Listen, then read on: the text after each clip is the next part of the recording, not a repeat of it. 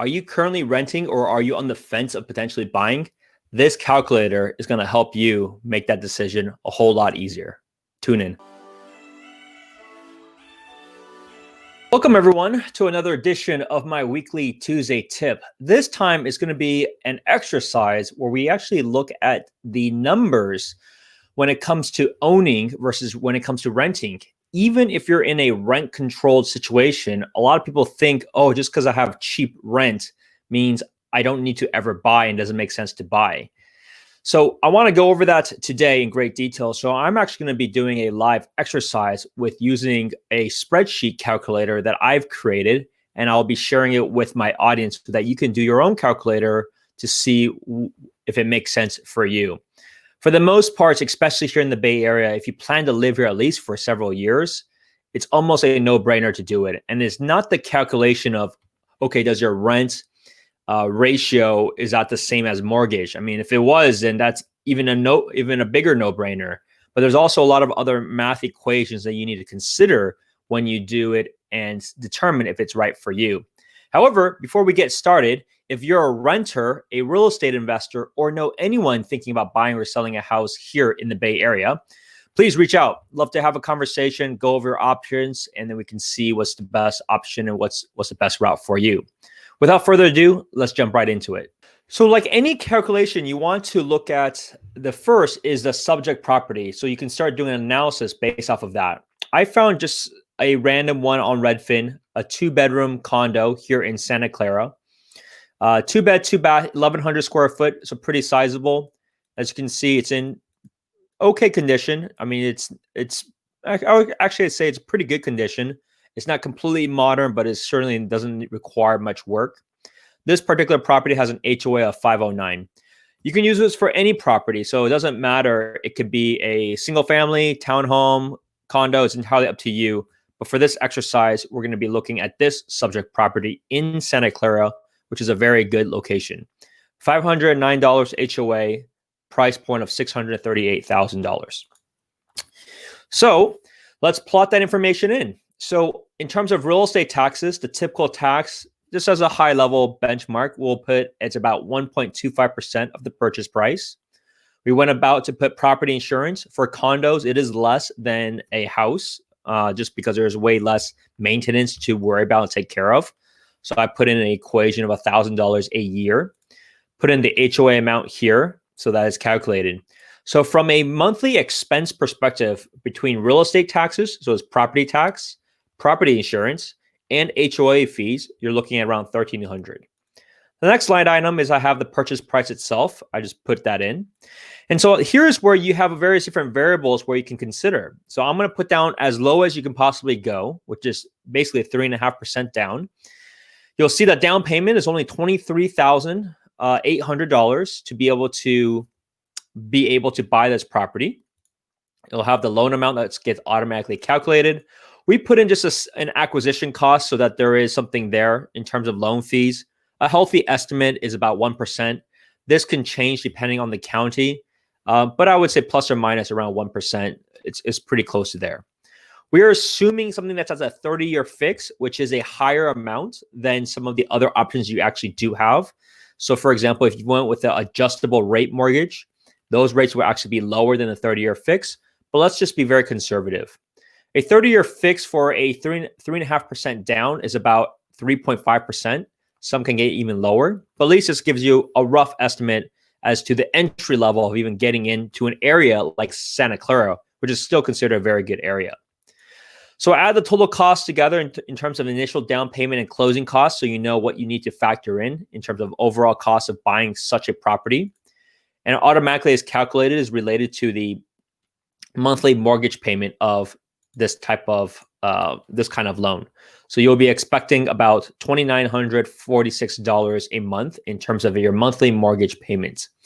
Now, when you go down to a certain dollar amount, and there's various variations of how this can be done, but typically under 10% or 15%, there may be this option or this area that's required, which is called mortgage insurance. That is issued by the government. So that is something to consider. So as something as low as 3.5%, the mortgage insurance is typically relative to the loan amount. So in this case, we put it at let's assume it's 1% of the loan amount. So it's about $546 per month from a loan payment perspective. Now, the higher you go up in down payment, the lower this would be, or it can be erased altogether. But in this case, I want to be as conservative as possible so that you can see all the monthly payments involved.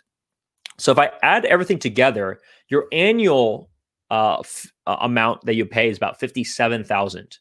Now, the reason why I actually have this value here is what happens if you were to rent?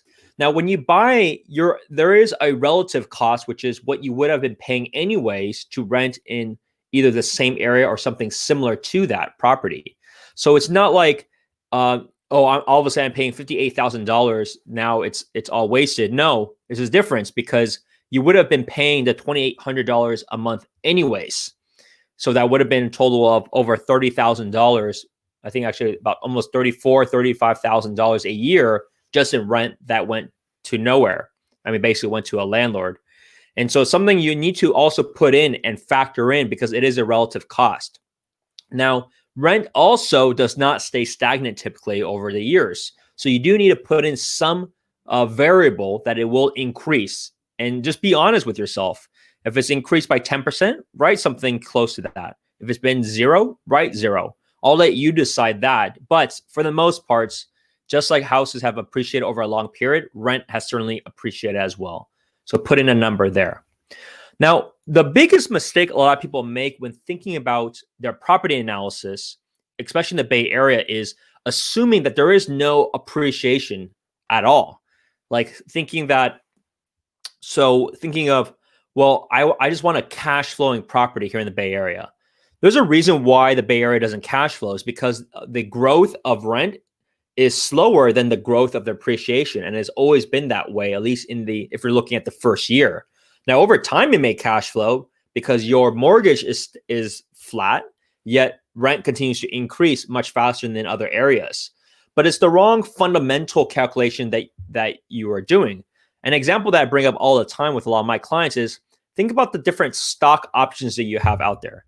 Think about if you want to invest in Netflix or versus investing in Procter & Gamble. Both great companies respectively.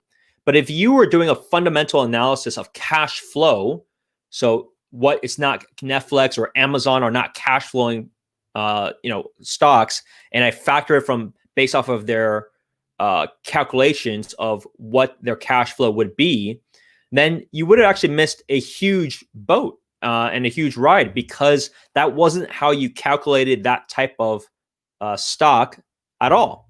You miss it altogether.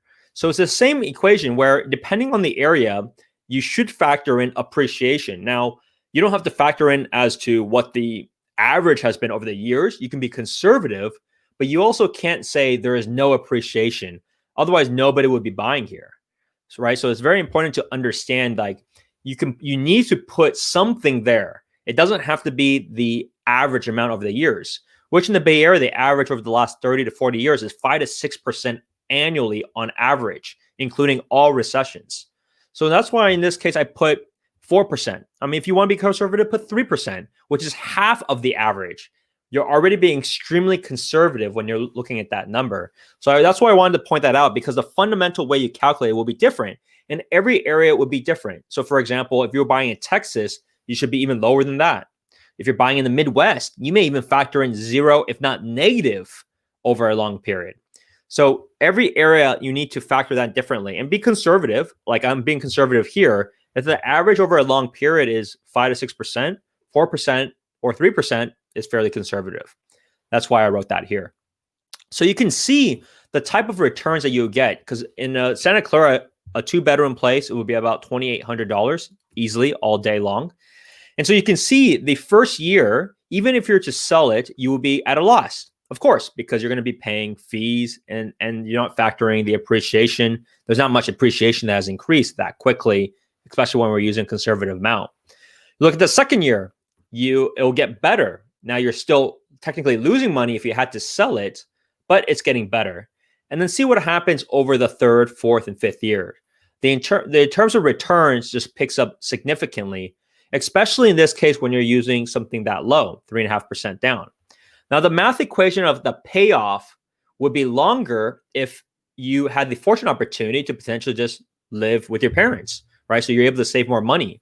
So if I change that math, let's say in that case, let's put it at $0. You can see the time horizon for you to for it to pay off would be longer because your relative was a lot lower. Now, granted, you may want to contribute and help with your family by paying rent and things like that to help them. But nevertheless, you yourself were able to save money and your relative cost is different. But you can still see after about 4 years, it still becomes worthwhile in terms of returns, and it continues to increase from there. And so this is why I bring this up, is because a lot of people fall into the trap to think, oh, it's just easier to pay rent, or I'm in a rent controlled apartment, so I never want to leave this. It doesn't make sense. So even if you're in a rent control apartment, let's say your rent control apartment was a 2-bedroom for $2,000, you can still see after 3-4 years you would have still missed out tremendously on the run up. So there's several aspects there where over a long period, especially if you're able to hold it onto a property, people that are homeowners tend to do extremely well in the Bay Area. And so the other question that I'll get asked is, now you look at these returns, you're like, oh my God, Spencer, how is it so high? How are these returns always look so high? It's because you are leveraged in the sense that you put very little down. But you can be conservative. Let's say you just put a standard 20% down. So this is why the beauty of this math equation is here. I'll put 20% down. Because you're putting such a high amount, you actually will have no more PMI. So that it changes to 0.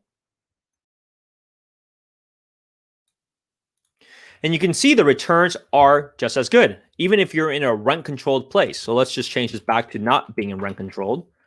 And you can see the returns is actually even better and even faster. And the actual ROI will be a lot less because you have more money into the property itself.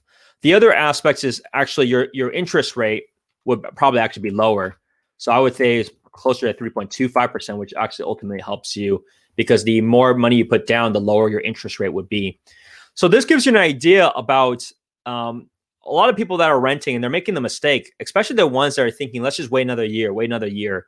The challenge, especially here, is they may wait another year, and you may be right, where potentially the market may go down. But if you're wrong, then it's another X% higher than where you would have been. At the same time, you've already lost all that money that you're paying for rent. So that's something very important to understand. The last thing I want to bring up is this does not include any of the tax benefits. So I made it very simple because everybody has a different tax situation. You always want to confirm with your CPA related to that. But this doesn't even include any of the tax benefits of owning, where you can deduct mortgage interest along with property tax. So I hope this was a helpful exercise. I try to do these studies so that you can visually see it for yourself, because this is just pure numbers. And we're just based off of a conservative average increase over the years. The Bay Area actually has increased about 9 to 10% a year since the last 10 years. So it gives you an idea, like the people that had a rent control situation from before really missed a huge ride. And they keep looking back and they say, hey, look, well, I'm still paying, X dollar amount in rent. Well, that's great, but you clearly missed a huge run up altogether.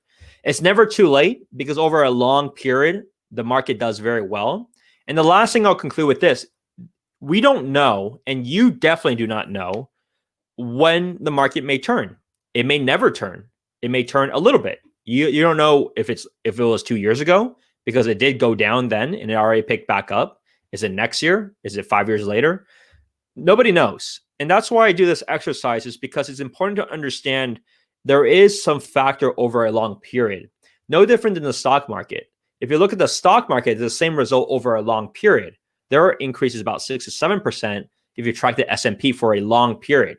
Now, every day may go up and down. Every year may go up and down. It's out of your control. And the thing is, as long as you're not forced to sell. So I tell all my clients this, it's not about timing the market. It's about being conservative. So if you are more pessimistic, it doesn't mean you should just not buy. It means you should buy something within your means and have reserves.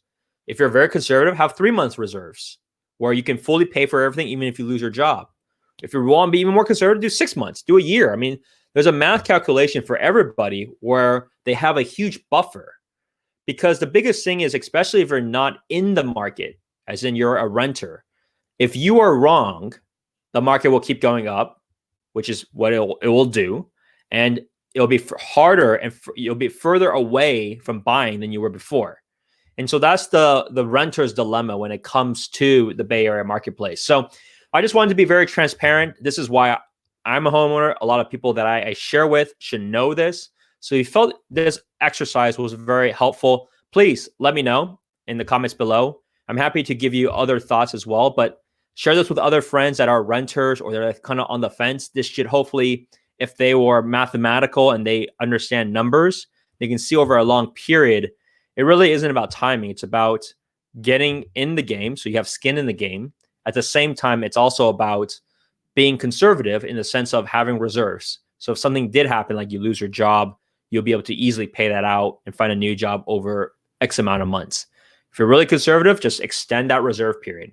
But it's not about timing. Timing is where people really make the mistake, just like the stock market. You can't really time the market. Otherwise, everybody will be filthy rich if it was that easy to time the stock or the real estate market. Well, I hope this was helpful. Like I said, it was a really good exercise for me to do, to be able to see it, and then I can show this with the audience. If you know of anybody considering to buy or sell, let me know. Happy to be a resource. Other than that, we will see you at the next one. Bye now. Hey YouTube world, thanks for tuning in. I'm glad that you dropped by. If you liked this video, please be sure to smash this subscribe button here. And if you want to see one of my latest videos, please choose this one here. Bye now.